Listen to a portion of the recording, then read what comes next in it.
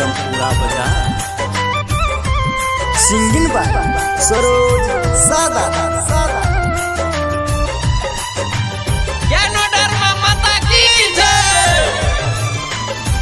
Ditto doctor लीम स्यूजिन लैला डिएक्शन।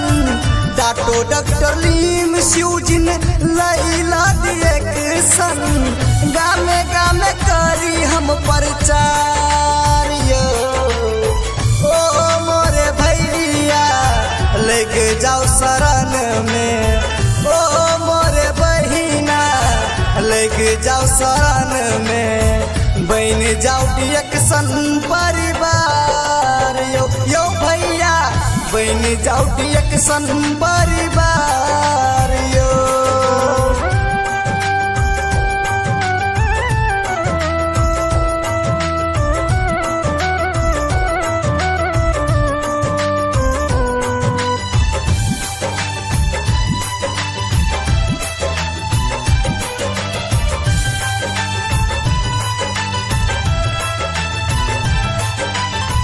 नेपाल में लहिला डिएक्शन मीनाराम खटका जी। ज्ञानो डरमालूस डीएम के करे प्रचार जी। आई लव यू डिएक्शन डिएक्शन।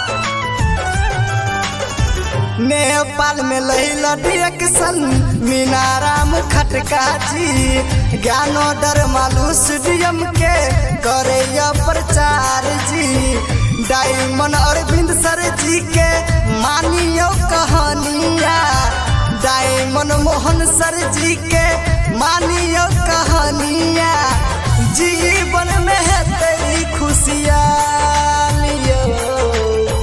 ओ मोरे भैया लेग जाओ शरण में। ओ मोरे बहिना लेग जाओ शरण में। बन जाओ डिएक्शन परिवार यो यो भाभी। बन जाओ डिएक्शन परिवार यो।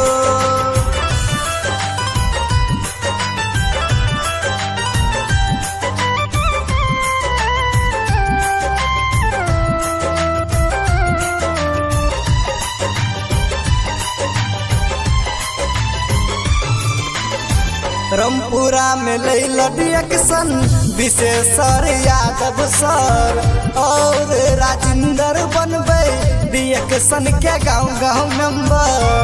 आई लव यू डिएक्शन डिएक्शन।